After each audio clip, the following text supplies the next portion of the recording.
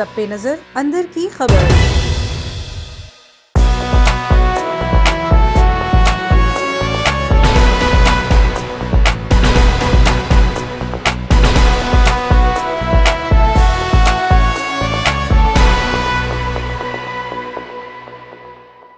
बिस्मिल्लाहिर्रहमानिर्रहीम, अस्सलाम वालेकुम। प्रोग्राम सच बोलो के साथ मैं हूं साकिब सलीम कुरैशी। आज के प्रोग्राम में बात करेंगे पाकिस्तान की मौजूदा सियासी सूरत हाल के हवाले से। हम ये देख रहे हैं कि पाकिस्तान की सियासत अब सरहद पार करती जा रही है और उस सरहद पार जो फायदे उठाए जा रहे हैं वो उठा रहा है हमारा पड़ोसी मुल्क, जो कि दुश्मन है हमारा भारत। नरेंद्र मोदी की बात करें, चाय बनाने वाले वजीर आजम की बात करें, जिसने वजीर आजम पाकिस्तान के एक कदम आगे बढ़ने के इस फैसले को इंतहाई ईजी ले लिया हुआ है। उसकी बुनियादी वजह यह है कि पाकिस्तान के पार्लियामान में जिस तरह के बयानात दिए जा रहे हैं, उसके तकद्दुस को पामाल किया जा रहा है, उसका फ़ायदा अगर उठा रहा है तो वो उठा रहा है भारत में गुज़श्ता कुछ दिनों से जो पार्लियामान के ऐवान में जो बयानात दिए गए, उसे बात करूँ साबिक स्पीकर जनाब अयाज सादिक साहब की, और बात करूँ मौजूदा वज़ीर इस वक्त जो मौजूद हैं वफाकी वज़ीर जनाब फवाद चौधरी साहब की, तो लग तो यही रहा है कि बयानात शायद बड़ी प्लानिंग और मनसूबाबंदी के साथ दिए जा रहे हैं। लेकिन ये बयानात रियासत के ख़िलाफ़ दिए जा रहे हैं या फिर जोश और जज्बे के अंदर जिस तरह की तकारीर खिताब किए जा रहे हैं, तो शायद वो भूल जाते हैं कि जो हल्फ उन्होंने उठाए थे उस हल्फ का पास नहीं रख पा रहे हैं। इस बार हम बात करेंगे प्रोग्राम में मेरे साथ मौजूद है पाकिस्तान मुस्लिम लीग नून के सीनियर रहनुमा मलिक मेहरबान अली अवान साहब। मलिक साहब, बहुत शुक्रिया आपका। शुक्रिया। मलिक साहब, आपका ताल्लुक मुस्लिम लीग नून से है, लेकिन इससे पहले आपका ताल्लुक पाकिस्तान से, और जब पाकिस्तान की बात करते हैं तो शायद सियासत बड़ी पीछे रह जाती है। रियासत में सियासत बड़ा घिनौना खेल खेलती जा रही है, और जिसका नज़र मुझे अभी रिसेंटली हमें नज़र आया कि पार्लियामान में जो अयाज सादिक साहब ने बयान दिया, इस बयान की किस तरह वजाहत आप कर सकते हैं? क्योंकि वो तो अब ये कहते हैं कि मेरे बयान को मरोड़ के पेश किया गया, तो ये मरोड़ क्या पेट वाला मरोड़ था या कोई री एडिट कोई चीज़ें हुई थी, या फिर आप भी इस बयान को कुछ इसी तरह कहेंगे कि सियासी बयान था? बिस्मिल्लाहिर्रहमानिर्रहीम। साकिब साहब, आपका सच बोलो प्रोग्राम हर दफ़ा माशाल्लाह आप बहुत कोई ना कोई स्टोरी लेके आते हैं और अच्छे तरीके से उसको बयान करते हैं। देखिए, पाकिस्तान मुस्लिम लीग के बहुत सीनियर रहनुमा हैं, अयाज सादिक साहब स्पीकर भी रह चुके हैं, और उन्होंने कुछ ऐसी बात नहीं की जितना उसको बयान किया गया और जिस तरह उनके सामने रखा गया। आप उठा के देख लें, वीडियोज़ उठा के देख लें, बहुत ज़्यादा उनकी बात को उछाला गया और दूसरे ट्रैक पे लेके जाया गया। तो ये जो चीज़ें हैं ये हुकूमत की ज़िम्मेदारी बनती है। देखिए, अगर एक सियासतदान है असम्बली के फ्लोर के ऊपर, बाकी भी सियासतदान एक दूसरे पर जुमले कसते हैं, एक दूसरे के ऊपर बात करते हैं। या सादिक साहब ने भी अपने एक कोलीग के बारे में ये बात कही और उस बात को यहाँ से उठाकर बहुत आगे ले जाया गया, और ये जो बात कर रहे हैं कि जी आप ये बातें सरहद पार होना शुरू हो गई। तो देखें, सरहद की ज़िम्मेदारी तो हम सब पे है, हुकूमत पाकिस्तान पे है, और जब हम खुद ही इस ज़िम्मेदारी को कबूल नहीं करेंगे तो ज़ाहिर ऐसी बातें तो होंगी।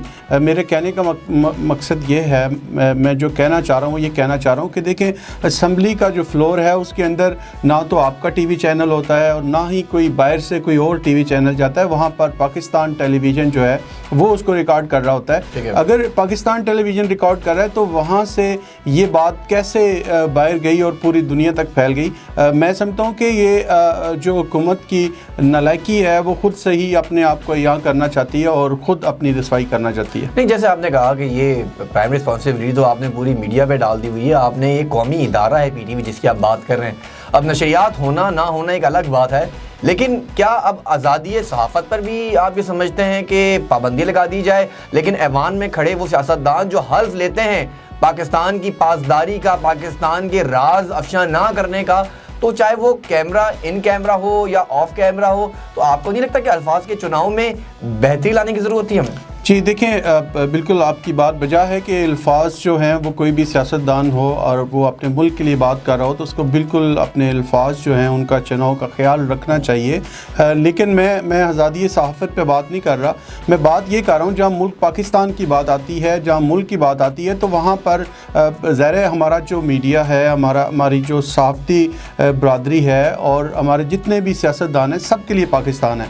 सिर्फ़ एक या सादिक के लिए पाकिस्तान नहीं है, सिर्फ़ और सिर्फ एक शख्स के लिए पाकिस्तान नहीं है, पाकिस्तान तो हम सब का है। तो हम सबको इसकी ज़िम्मेदारी को पूरा करना चाहिए। अगर याद सादिक साहब ने अपने फ्लोर के ऊपर अपने कोलीग साथी के ऊपर ये बात की है, तो मेरे कहने का मकसद ये था कि जी आपका जो मीडिया है, मतलब प्राइवेट चैनल तो वहाँ मौजूद नहीं थे, सरकारी टीवी जो था वो वहाँ पे रिकॉर्डिंग कर रहा था और सरकारी टीवी जो है वो इसको मैनेज कर सकता था, और ये जो बात मरोड़ तरोड़ कर जो है वो पूरी दुनिया के सामने रखी गई है, ये ना होती। मतलब आप ये कहना चाह रहे हैं कि कोई पाकिस्तान टेलीविज़न जो है वो इस ट्रांसमिशन को किस तरह के बयानात आ रहे थे तो फिल फॉर जो है वो ट्रांसमिशन का रुख तब्दील कर दिया जाता जी, या फिर इसको कहीं और ले जाता। बहरहाल आपकी तजवीज़ बहुत अच्छी है, लेकिन अब देखते हैं कि इस पर हुकूमत पाकिस्तान क्या करती है। एक सवाल है कि ये भी है कि आर्टिकल 6 की हम बार बार बात करते हैं। हम पाकिस्तान में देख रहे हैं कि गद्दारी के मुर्तकिब करने के लिए बार बहुत से अल्फाज और बहुत से लोगों के नाम भी नज़र आ रहे हैं। इस पर हमने देखा है कि नवाज शरीफ साहब ने लंदन में बैठ के पहले अफवाज पाकिस्तान के ख़िलाफ़ रियासती इदारों के ख़िलाफ़ बड़े बयान दिए और बड़े गलत अल्फाज इस्तेमाल किए जो शायद उन्हें नहीं करने चाहिए थे, जो बार बार कहते हैं कि 3 वक्त मुंतखब वज़ीर आज़म था। इसी तरह आपके मुंतखब स्पीकर अयाज सादिक साहब ने जुमले इस्तेमाल किए हैं, तो क्यों कर उन पर जो है वो आर्टिकल 6 मुकदमा ना दर्ज किया जाए। वो आपकी बात बिल्कुल ठीक है कि चने पीटीवी का एक रिस्पॉन्सिबिलिटी थी, ministry of information Shibli Faraz साहब की जिम्मेदारी थी कि वो उस वक्त फिल फॉर एक्शन लेते, और अभी तक वो नहीं लिया गया। वो भी अपनी जिम्मेदारी है वो अब दूसरी तरफ डाइवर्ट कर रहे हैं। यहाँ ये मुतालबा भी करते चलेंगे कि जो भी सेशन होता है पार्लिमान का, खुदारा उस पार्लिमान के सेशन में जब तक ये पढ़े लिखे, मैं लफ्ज़ इस्तेमाल कर रहा हूँ कि पढ़े लिखे सियासतदान पार्लिमान में नहीं आते, तब तक इस तरह के जो सेशंस हैं उसकी बराह रास्त कवरेज पर पाबंदी लगाई जाए, या फिर उनको डिले स्टैटिक्स के साथ जो है वो ऑन एयर किया जाए। 10 से 15 मिनट का डिले हो ताकि दुश्मन इसका फ़ायदा ना उठा सके। जो अल्फाज, जो जज्बात में आके तकरीर फवाद चौधरी ने भी की हैं, उसका भी खमियाजा हमें भुगतना पड़ रहा है कि हमारी अफवाज पाकिस्तान की सारी कामयाबी को, कौम की सारी बहादुरी को जो है वो सिर्फ एक बयान ने अपने ज़मीन के नीचे दफन कर दिया है। मलिक साहब फरमाइएगा, सूरत हाल अब इतनी अच्छी हमें नज़र नहीं आ रही। जैसे मैंने आर्टिकल 6 की बात की है तो दरख्वास्तें जाना शुरू हो गई हैं अयाज सादिक साहब के ख़िलाफ़, तो क्यों कर उनके ऊपर जो है वो गद्दारी का मुकदमा दर्ज ना किया जाए। उन्होंने हल्फ को तोड़ा है। हल्फ जब लिया जाता है, आप भी मुस्लिम लीग नून के सीनियर रहनुमा हैं, आपने बड़ा वक्त गुजारा है नवाज शरीफ साहब के साथ भी, तो अब ये हालात सही रुख पर जाते हुए नज़र नहीं आ रहे। तो अमीन और सादिक रहेंगे क्या? जो पार्लिमान में कहा वो झूठ था, जो घर जाके उन्होंने वीडियो लिंक के जरिए बयान दिया वो सच था? देखिए साकिब भाई, आर्टिकल 6 जो है वो लागू होता है जब आप मुल्क के अंदर कोई ऐसी बात करते हैं जिससे मुल्क की जो रियासत है उसके ख़िलाफ़ अगर कोई बात जाती है, तो आप अगर एप्लीकेशन जाना शुरू हो गई, और आप थोड़ी देर पहले बात कर रहे थे कि नवाज शरीफ साहब जो हैं उन्होंने भी बयानात दिए, तो मैं समझता हूँ कि आर्टिकल 6 तो फवाद चौधरी साहब पर भी लगना चाहिए। उन्होंने पुलवामा के ऊपर जो स्टेटमेंट दी थी, असम्बली के फ्लोर के अंदर दी थी, वहाँ पर तो किसी मीडिया ने शोर नहीं उठाया, वहाँ पर तो प्राइम मिनिस्टर से कोई नोटिस नहीं लिया, वहाँ पर तो उनके ख़िलाफ़ कोई आर्टिकल 6 नहीं लगा। फवाद चौधरी साहब जो हैं वो असम्बली के फ्लोर पर खड़े होकर, आज जो आपका मुल्क जो है वो ग्रे लिस्ट में है और ग्रे लिस्ट से नहीं निकल रहा, तो इसकी बुनियादी वजह जो है वो फवाद चौधरी हैं, पाकिस्तान पीटीआई के मिनिस्टर हैं, वो उनकी वजह से ये सारा है। तो मैं चाहता हूँ कि आप उनको देखें, आप उनका क्लिप उठा के देख लें। उन्होंने फ्लोर के ऊपर किया, ना तो उनके ऊपर आर्टिकल 6 लगा, ना ही उनको गिरफ़्तार किया गया, ना ही उसके ऊपर कोई मुकदमा दर्ज किया गया। तो फवाद चौधरी साहब जो हैं उन्होंने जो बात की है वो तो बहुत बड़ी बात की है। देखें, अयाज सादिक साहब ने अगर अपने कोलीग को ये बात की है तो मैं समझता हूँ कि अगर अल्फाजों का चुनाव ठीक नहीं था तो ये कोई इतनी बड़ी बात नहीं थी जिसको इतना ज़्यादा हाइप क्रिएट करके फ़ायदा उठाया है। देखिए, दुश्मन जो आपका फ़ायदा उठा रहा है, जो आपके मामलात का फ़ायदा उठा रहा है, वो हुकूमत वक्त की कमज़ोरी की वजह से उठा रहा है। देखिए, अगर हुकूमत पाकिस्तान इसको मैनेज कर लेती तो ये दुश्मन को इसकी ज़रूरत ना पड़ती कि वो आपका फ़ायदा उठाता। दुश्मन तो आपके फवाद चौधरी के बयान पर भी फ़ायदा उठा रहा है। उसी के ऊपर जो आज अगर आप देखें, आपका मुल्क जो है वो ग्रे लिस्ट से नहीं निकल रहा। आपने बड़ी कोशिश की, पाकिस्तान मुस्लिम लीग नून ने साथ दिया, लेकिन आपके बयानात ऐसे हैं। आप अगर अपने घर की बात आती है तो वहाँ पर आपका आर्टिकल 6 काम नहीं आता, वहाँ पर आपको कोई भी रियासती इदारे जो हैं वो नज़र नहीं आते। और अगर कोई अपोजिशन की बात आती है, अपोजिशन का कोई साथी कोई बात करता है, तो वहाँ पर आपको रियासत भी नज़र आती है, आपको हुकूमत भी नज़र आती है, आपको अवाम भी नज़र आती है। वहाँ पर एक बात उठा लेते हैं। तो आप बड़ी अच्छी कर रहे हैं, सारा नज़ला आप हुकूमत पर गिरा रहे हैं, ग्रे लिस्ट की आप बात कर रहे हैं। तो यहाँ आपको ये मैं याद दिलाता चलूँ कि ग्रे लिस्ट लिस्ट जो है उसकी प्राइम रिस्पॉन्सिबिलिटी भी आप ही के साबका दौर की जो हुकूमत है, आपके साबका वज़ीर आज़म मियां मोहम्मद नवाज शरीफ साहब हैं, उन पर लागू होती है। क्योंकि उनके एक बयान ने जो कि सिरल मीडिया ने किया था और डॉन में बड़ी खबर लगी थी, उसके बाद पाकिस्तान ग्रे लिस्ट में गया था। और आज ग्रे लिस्ट की जो आप बात कर रहे हैं, मैं आपकी इस बात को भी एग्री करता हूं कि फवाद चौधरी ने जो फ्लोर पे बयान दिया ये मजीद हमें तकलीफ देगा ग्रे लिस्ट से निकलने के लिए। तो आखिर कब तक इस तरह के मामला होते रहेंगे? आप सियासतदान एक पेज पर बैठकर इस मुल्क को रियासत के लिए क्यों नहीं सोचते? टेन्योर आपने भी गुजारा है, पीपल्स पार्टी ने भी गुजारा है, पीटीआई गुजार रही है, तो क्या सिर्फ कुर्सी के लिए इतनी नहज तक आप लोग जा सकते हैं? क्या ये गलत नहीं होगा? देखें जी, हम बिल्कुल पाकिस्तान के लिए, पाकिस्तान की रियासत के लिए हम हर बात को एग्री करते हैं और हम चाहते हैं कि हमारा मुल्क पाकिस्तान सबसे पहले पाकिस्तान है, उसके बाद जो है वो हम लोग हैं। तो ऐसी कोई बात नहीं है। लेकिन आप ये देखें कि ये जो वक्त हुकूमत है इसने आज तक क्या मैनेज किया है, क्या चीज़ ऐसी लेके आए हैं जो कि अपोजिशन ने उनका साथ नहीं दिया। अपोजिशन हर जगह पे उनके साथ खड़ी है, लेकिन अपोजिशन के ऊपर मुकदमात, झूठे मुकदमात के अलावा अभी तक तो ना तो गवर्नमेंट ने कुछ ऐसा काम किया है।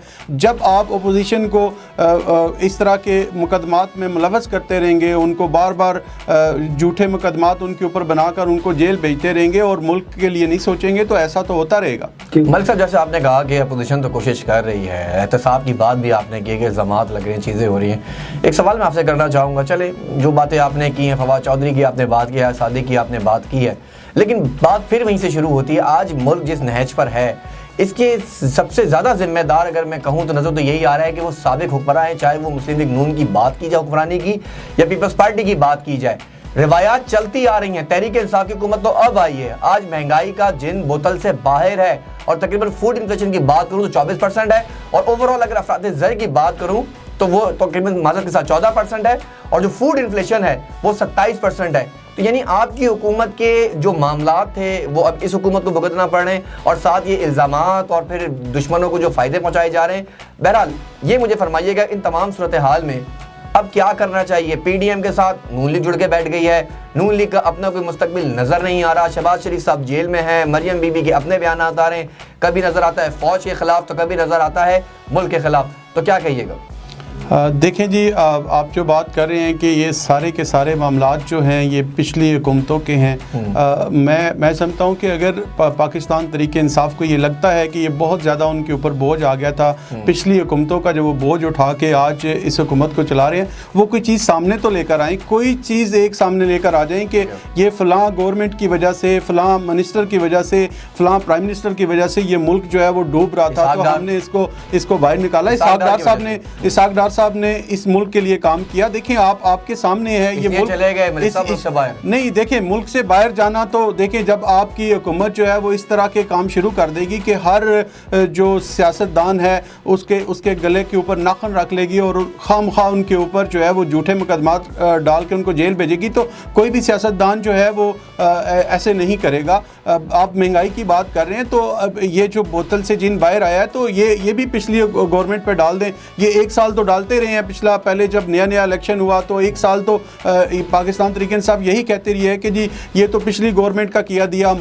भुगत रहे हैं। तो अभी तो 2.5 साल हो गए हैं भाई, 2.5 साल में आपने क्या किया है? मुझे बताएं, कोई कहीं किसी एक जगह के ऊपर पाकिस्तान तरीके इंसाफ का कोई मेगा प्रोजेक्ट मुझे बता दें। चलें, गरीब लोग जो हैं वो गरीब आवाम जो है वो गुर्बत की लकीर से नीचे जा चुकी है, वो बहुत ज़्यादा महंगाई के दबाव के प्रेशर के नीचे आ चुकी है। लेकिन पाकिस्तान तरीके इंसाफ के प्राइम मिनिस्टर ने किसी जगह के ऊपर भी अगर मुझे दिखा दें कोई मेगा प्रोजेक्ट पाकिस्तान के लिए शुरू किया है, तो मुझे मेरे सामने रखें, आप कौम के सामने रखें, आप आवाम के सामने रखें कि ये जो है हमने मेगा प्रोजेक्ट उठाए हैं जिसकी वजह से गरीब आवाम को जो है वो मुश्किल पड़ रही है। ये वाली बातें जो हैं पिछले अदवार की, पिछली हुकूमत की, ये एक साल तो वो करते रहे हैं, उसके बाद उनके पास कोई ऑप्शन नहीं रहा, कोई बात नहीं रही। उसके बाद फिर वो अब जो हैं वो हमारे जो प्राइम मिनिस्टर साहब हैं वो एक बयान देते हैं, वो कहते हैं कि जी मैं जब तक महंगाई कम नहीं होगी, महंगाई ख़त्म नहीं होगी, मैं इसके ऊपर जो है वो चैन से नहीं बैठूंगा।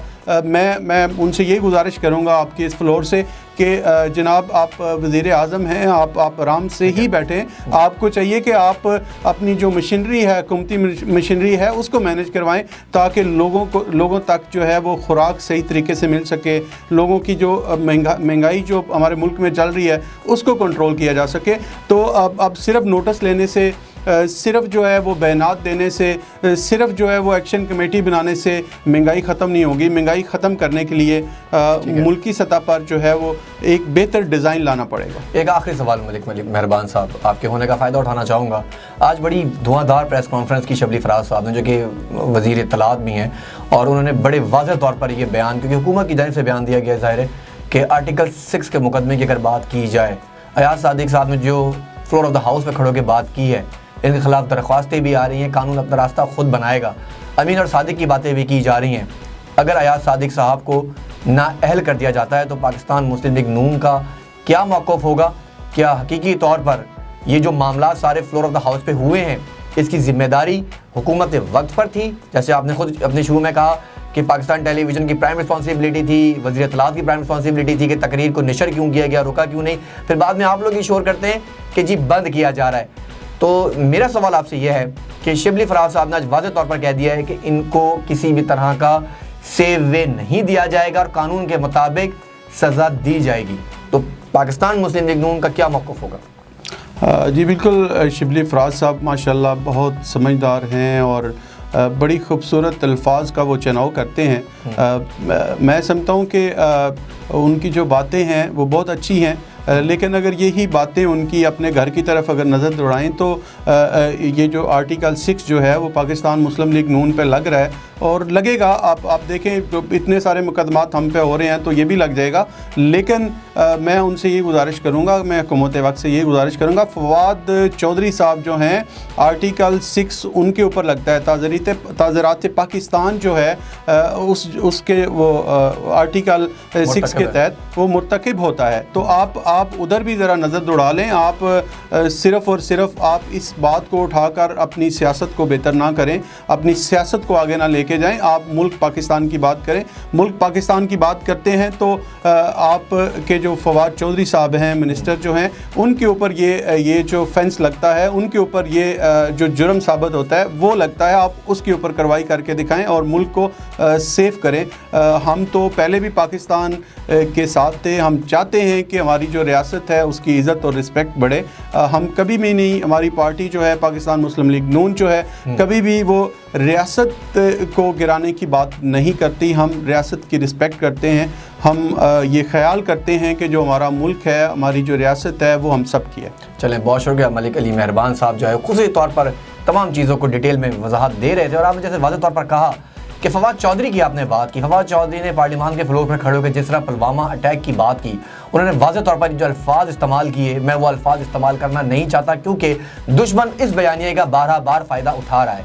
लेकिन जैसे मलिक मेहरबान अली साहब ने जो वाज़ेह तौर पर कहा कि हुकूमत वक्त को चाहिए कि वो ना सिर्फ अयाज सादिक बल्कि फवाद चौधरी पर भी जो है आर्टिकल 6 का मुकदमा लगाकर कार्रवाई अमल में लाई जाए, क्योंकि उनके इस बयानिए से दुश्मन के बयानिए को तक़वियत मिली है। फैटफ की अगर बात करें तो फवाद चौधरी साहब के बयान के बाद अब नज़र आ रहा है कि फैटफ में पाकिस्तान को मज़ीद मुश्किलात का सामना होगा, क्योंकि पाकिस्तान आज तक जिस मुश्किलात से निकलने के लिए फैटफ में जो तब्दीलियाँ करता रहा है, जो उनकी शराइत को मानकर मनोअन आगे बढ़ाता रहा है, अब फवाद चौधरी के दिए गए इस बयान को जो कि पार्लियामान के फ्लोर पर दिया गया है उसको तक़वियत मिली है। इस तक़वियत के पीछे क्या मामला थे, क्या राज कार फरमाते, आखिर क्या ये जज्बात में आके अल्फाज अदा किए गए हैं? क्योंकि दुश्मन का बयानिया अगर उसे तक़वियत मिलेगी, चाहे वो मौजूदा हुक्मरान की जानिब से हो या फिर अपोजिशन की जानिब से, तो जिम्मेदारानों को सज़ा मिलनी चाहिए। मुझे यहाँ से दीजिए इजाज़त। आइंदा प्रोग्राम में जिस तरह मलिक मेहरबान साहब ने कहा कि PTV is the prime responsible for this, उन्होंने नशरियात पर भी एक ज़रब लगाई है, तो आइंदा प्रोग्राम में इस पर बात करूँगा और सबूतों के साथ आऊँगा कि आखिर पाकिस्तान टेलीविज़न क्या कर रहा है, मैनेजिंग डायरेक्टर PTV क्या कर रहे हैं, क्या तनख्वाहें सिर्फ सोने की मिलती है, या 12 बार जब मैं कहता हूँ कि वज़ीर आज़म ने अगर भंग उगाने की इजाज़त दी है तो क्या सारे इदारे भंग पीकर सोने लगे हैं? कि ये वजह है कि पार्लियामान में दिए गए बयानात को क्यों कंट्रोल नहीं किया गया, ट्रांसमिशन का रुख क्यों तब्दील नहीं किया गया। जो वहाँ पे मौजूद इदारे में जिम्मेदारान हैं उनका काम होता है कि वो इस तरह की तकारीर को सुने। फिर बात की जाए, जैसे मलिक साहब ने खुद भी कहा कि फ्लोर ऑफ द हाउस पे बात हुई है, तो स्पीकर के कुछ रूल्स होते हैं, पार्लियामान के कुछ रूल्स एंड लॉ होते हैं। तो किस एक्ट के तहत अगर मैं बात करूं तो जो स्पीकर थे उस वक्त उन्होंने उसको माइक क्यों नहीं बंद किया और क्यों मामला आगे तब्दील नहीं किया। ऐसे बहुत से सवाल हैं जिनके जवाब लेना बहुत ज़रूरी है। आइंदा के प्रोग्राम में इन तमाम सबूतों के साथ आऊँगा। मुझे मलिक मेहरबान साहब के साथ दीजिए इजाज़त। अल्लाह ने के बाद।